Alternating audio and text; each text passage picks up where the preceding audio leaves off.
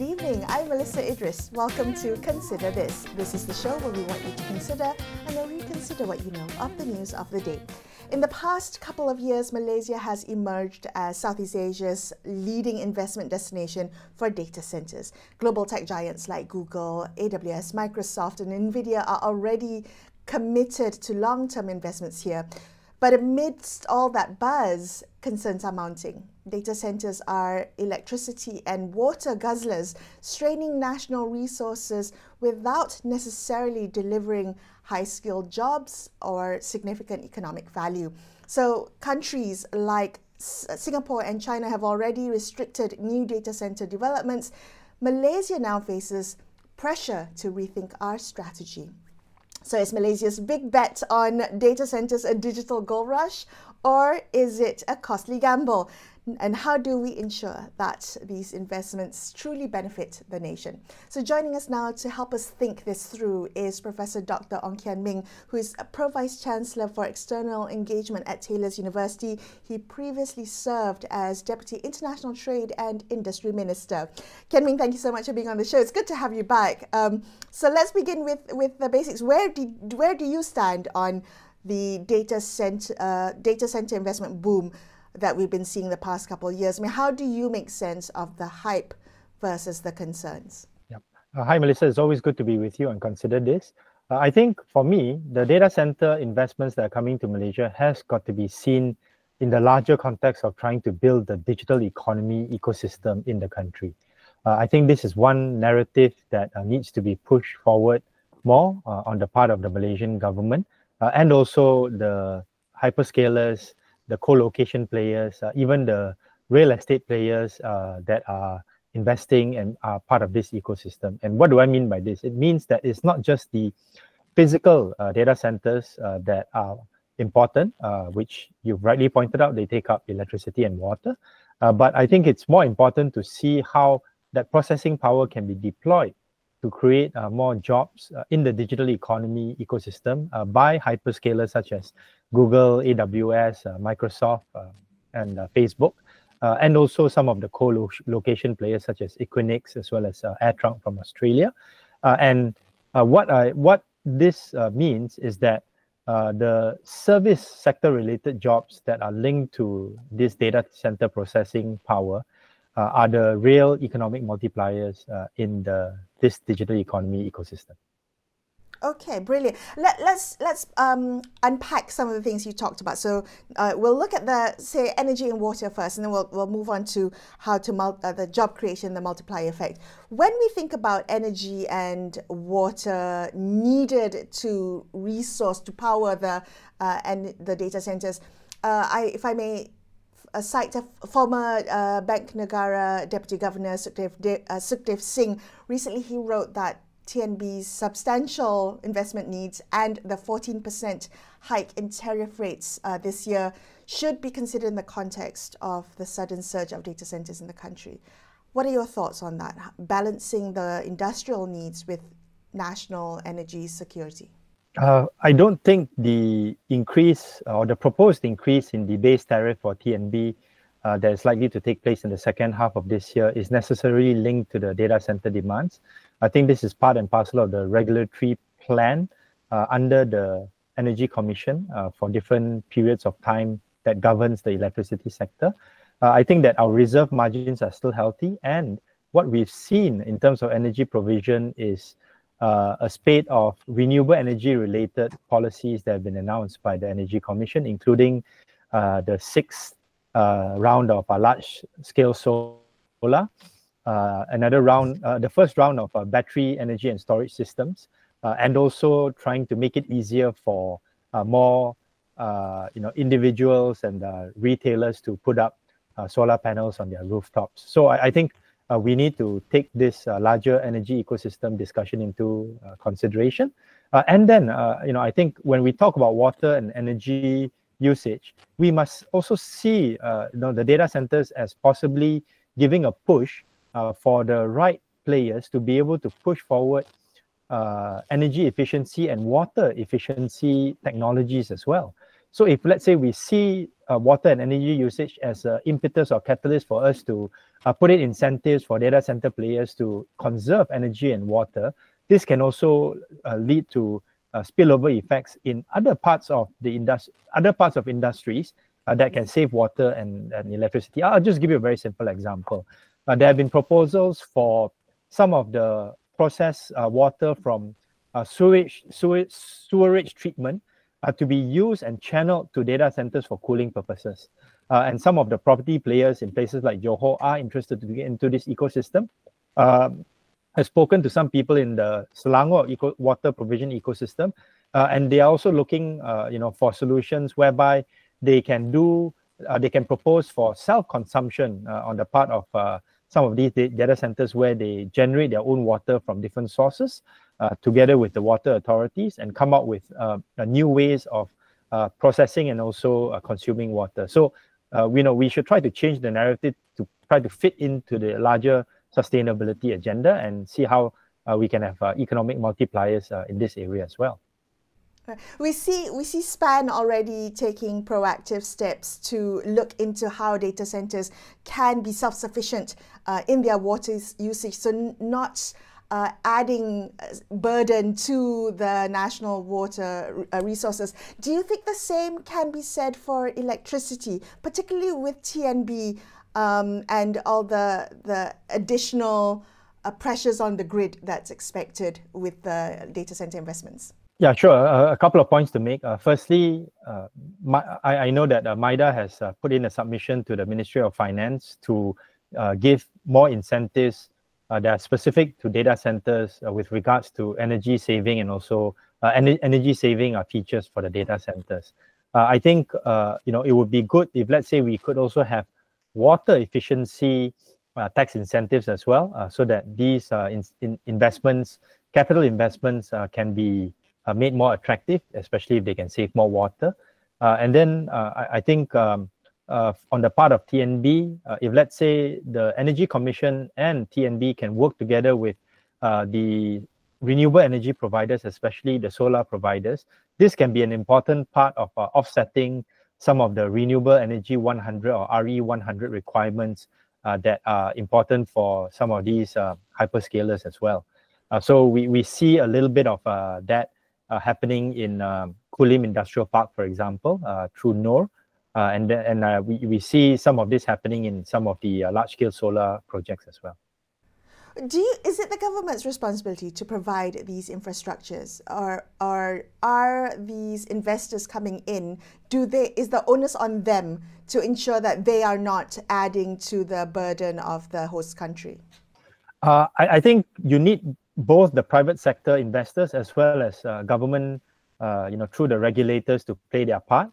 If, let's say, the right kind of ecosystem can be built so that the renewable energy sources can be stable, you can talk about the battery storage ecosystem as well to even power some of these data centers with the base load coming from existing power plants. So I think as we grow the energy ecosystem in Malaysia, probably through combined gas cycle plants and also more large-scale solar and other solar projects that have to do with the corporate renewable energy supply scheme CRESS, we definitely would be able to address some of the concerns that you guys have.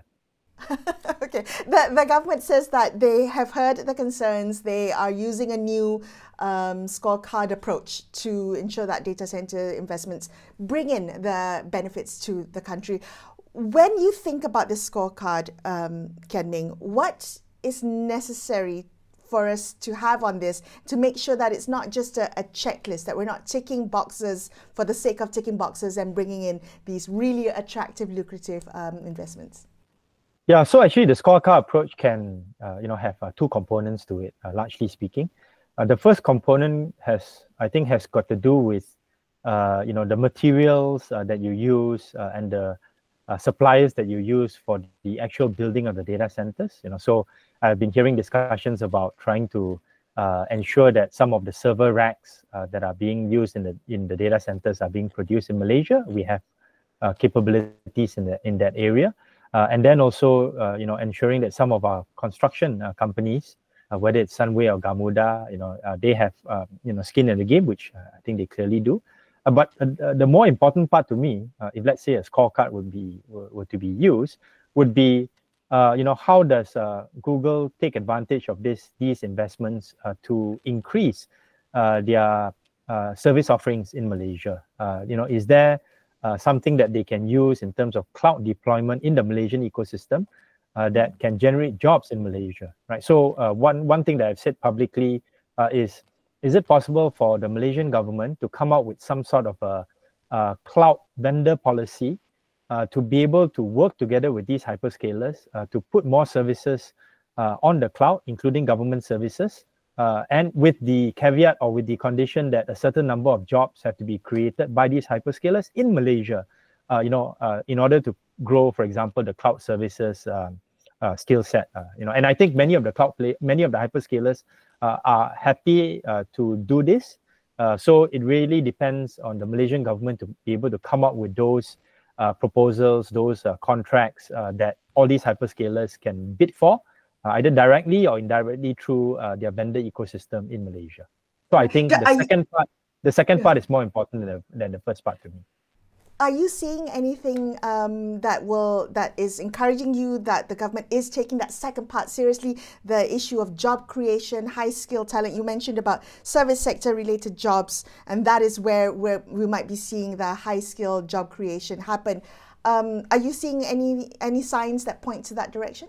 I think the government is aware of these demands and these asks on the part of the private sector, especially the hyperscalers. I think what we have not seen are concrete policy proposals that are transparent, that clearly spell out the government strategy in terms of, for example, its cloud service provision strategy. These things, I think, can be facilitated by the Ministry of Digital and others in the ecosystem as well. But frankly speaking, I haven't really seen concrete policies being announced in this area. Right.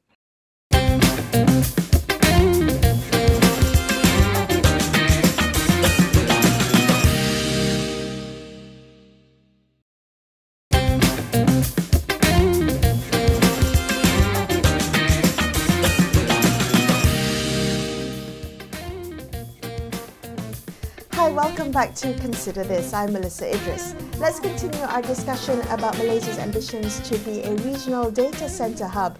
This as critics argue that data centers, despite their high capital investments, create few high-skilled jobs and limited local value. So how can Malaysia ensure that these investments translate into meaningful economic benefits for Malaysians beyond the initial FDI? Let's continue our conversation with Professor Dr. Ong Kian Ming, former MITI Deputy Minister. Kian Ming, if we could zoom out and look at where the biggest policy gaps are in Malaysia's data center strategy. I mean, is there a strategy, or is Malaysia's ambitions to position ourselves as a regional data center leader, is that part of a coherent a long-term strategy, or is it really driven by reactive policies to attract big tech investments here? Okay, so I think many of our ministers and even the Prime Minister, they have been caught up in many of the public events and big announcements on the part of the hyperscalers. I attended some of these events as well, and big figures are being thrown out there. But what the government needs to understand, including the Prime Minister and the relevant ministers, is that it is not just the big events that you attend and where there's a lot of big shot VIPs from the hyperscalers who are there. Is actually the follow-up that you need to do at the working level, at the policy level, to be able to see these things being announced and implemented in a way that can have long-term benefits to the digital economy ecosystem. So less the big events, I think, are good to create the buzz, but more importantly, what do you do after that, in terms of following up? And I think that is the biggest gap that I see. Okay. And your assessment, your opinion, do you think public enthusiasm for data center investments, has that waned amid all these concerns? And because you have served as former MITI minister, deputy minister, how would you communicate the government, the role of the government to balance public expectation with the realities of industrial policy and investments, the trade-offs that when we bring foreign investments in? Yeah, so I don't actually see it as trade-offs. I see it as win-win situations. And the way, I think one of the ways in which this government can communicate and convince the public that these are good investments that can generate long-term benefits, higher paying jobs for Malaysians and others working in this digital economy ecosystem is to show use cases, to show that these hyperscalers are creating X number of jobs, to show that AWS has not just created jobs in terms of people in the sales part of the cloud service provision, but actual engineering jobs, software jobs that can pivot on some of the vendor contracts that I talked about just now. So with those kinds of more concrete examples, even for example, using the data center processing power to create our own Malay language LLMs, which some people are already doing. I don't think the government should go and create the government LLM, but they should, perhaps open up government databases in order to allow for the private sector to access these data and to use them to train different LLMs. And I think the fact that we saw DeepSeek doing this at a much reduced cost is also something that can be harnessed and used by the data center players, by the Malaysian government in order to build more customized LLMs in the ecosystem that can also create more digital economy jobs in Malaysia. Why do you think they have come to Malaysia?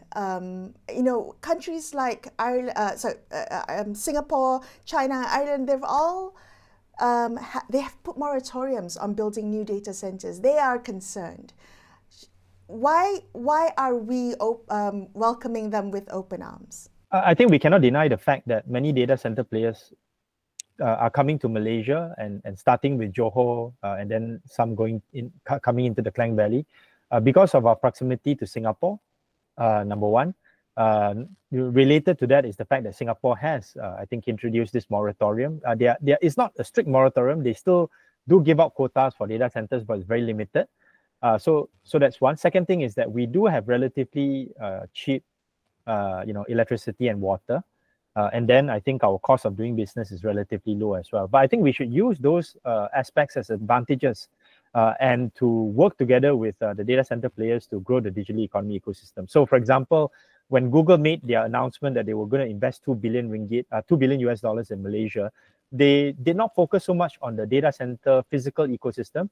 They talked about the kind of service-related jobs that they were going to create, especially with regards to the digital economy, right? So, the hyperscalers clearly see this as a larger play in terms of growing the digital economy ecosystem, and that's why I think the government and other parts of the private sector needs to take this message home and to try to align with these physical investments that are coming in. Okay. I'm just curious, Kian Ming, you talked in the beginning of our conversation, you mentioned all these different stakeholders, the hyperscalers, not just the government, private and public sector, but who are the stakeholders that have not been involved, that have been not consulted, or I wouldn't say not consulted, but who should be more involved in this? Are there any that come to mind?